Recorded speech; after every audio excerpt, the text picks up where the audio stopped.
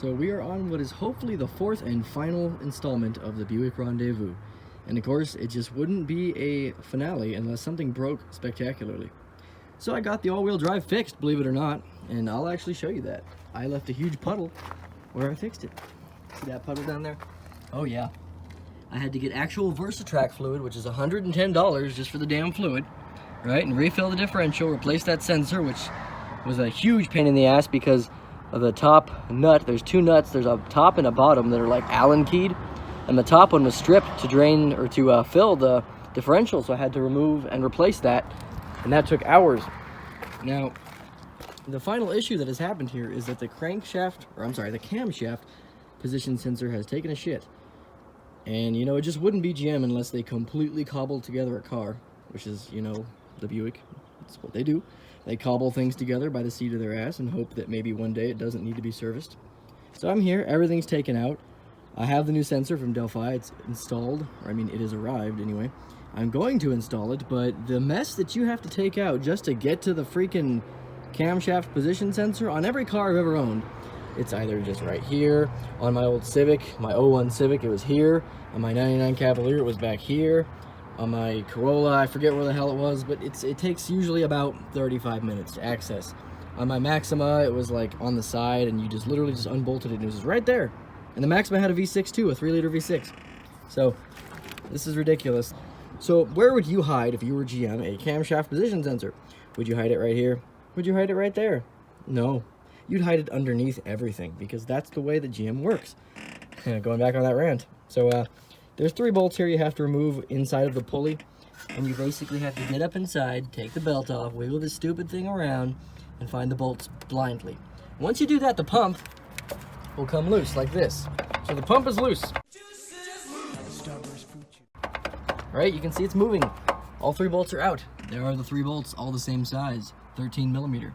Now, problem number 1 is that this little fuel pressure test cap was in the way, so you have to unscrew that and remove it so these 2 lines will clear.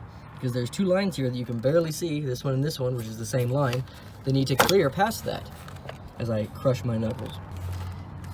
When you remove this now, and every video that I've seen of a 3.1 or 3.4 being worked on, once that little port test cap thing is removed, you can simply take the power steering pump out. Get this thing up and on here, so you start wiggling it, okay? And we're gonna snake it past there, pick up on this side, okay? And you're just gonna kind of get it past there, and boom.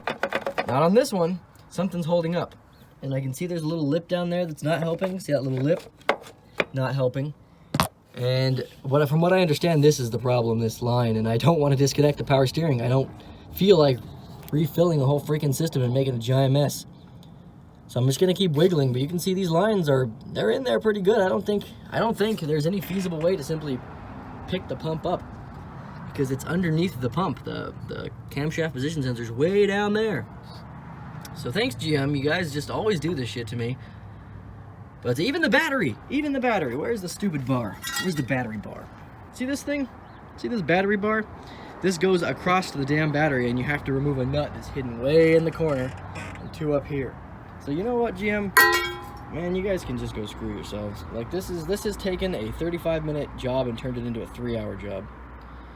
But once that's done, all the check engine lights will be off, it'll run like a dream, and it can go down the river, and I can finally pick up the next car.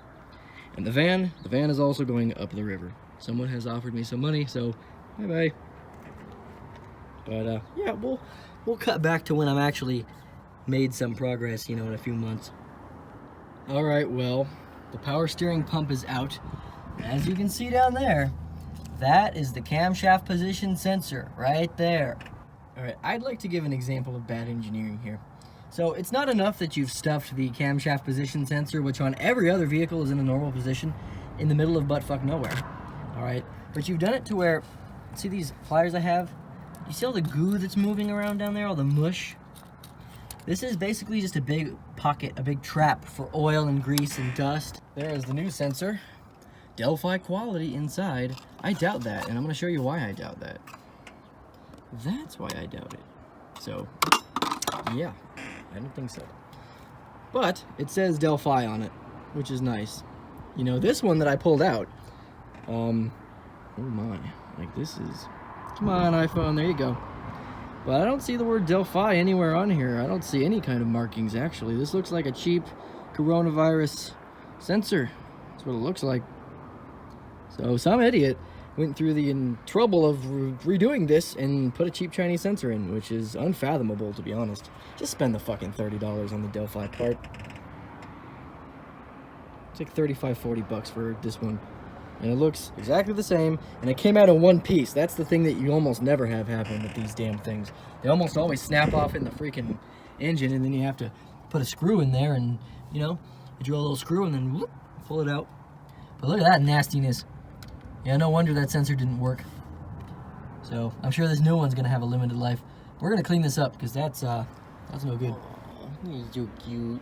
He's so cute. Yeah, you too. You too. Oh, you want pets too? All right, come here. Oh, you want to play with the string?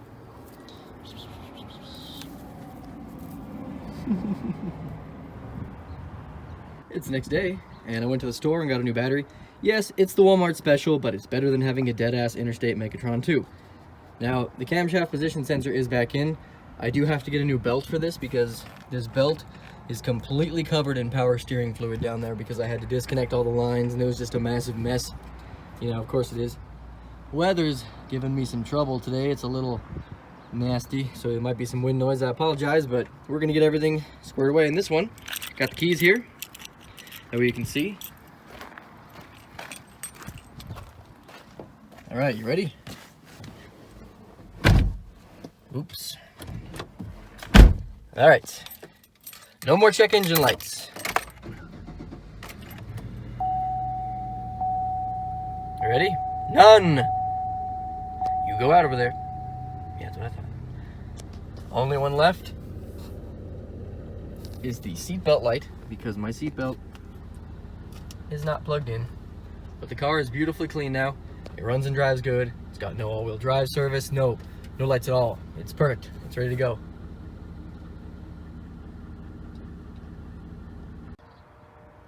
Alright, well, as I was recording that last segment, I heard a funny noise from under the hood.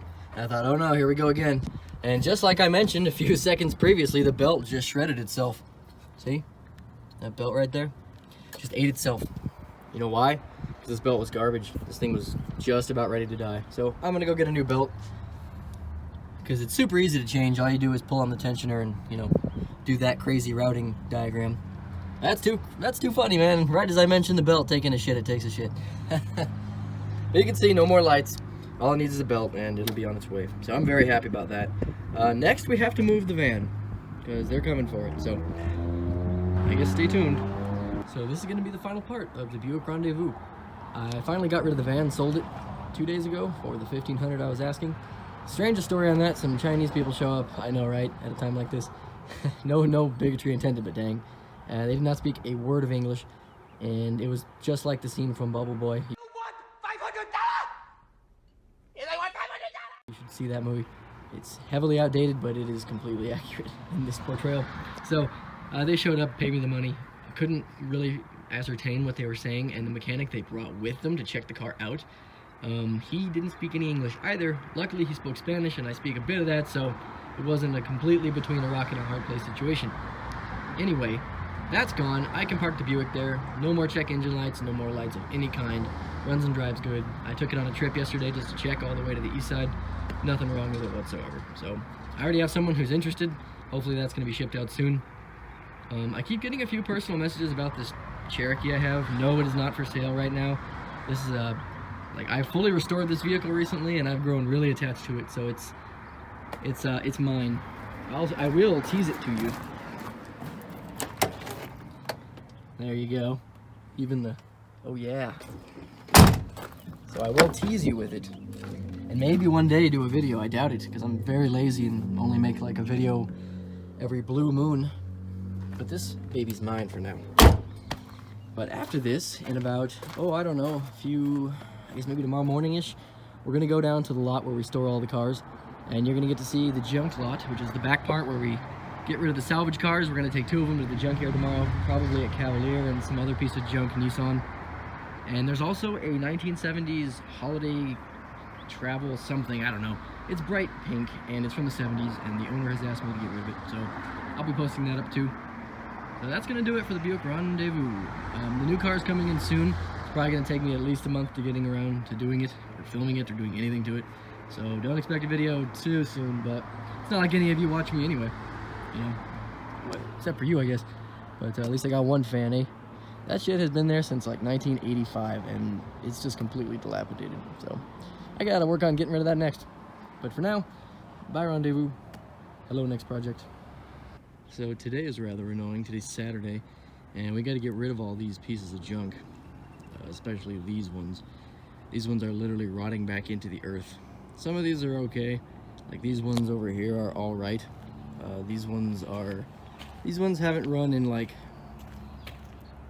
14 years, so that's a good long while for these two have been sitting here. I mean, that one is literally, this one for sure has to go today, so I gotta get started cleaning everything. Yeah, I feel bad for some of these.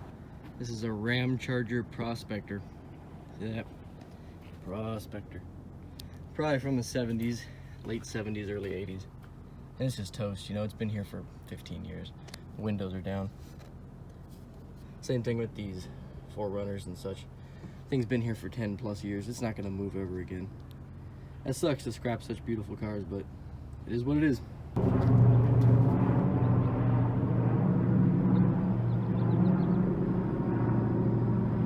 at that. Boom. The Good Sam Club, Good Samaritan Club. They've left the windows open, so this thing is toasted. It's got all the original hubcaps. Even the tires are surprisingly good, but they are probably 30 plus years old. And I mean, this thing's in horrendous condition, but yeah, you can see that this window is just not there. So you can see inside, it's you know, it's no good anymore. But this unit is for sale, and that's why I'm showing you this. So hopefully the owner can, you know, sell it and make some money back. There is the for sale sign with the number, $1,700. It is not worth even half of that. So if anyone's interested before this thing goes to the El Scrapo yard, I'm just kidding, the scrap yard in the sky. This thing it's rough. It is rough in all ways, shapes, and form. But let me know, because soon it's going for parts.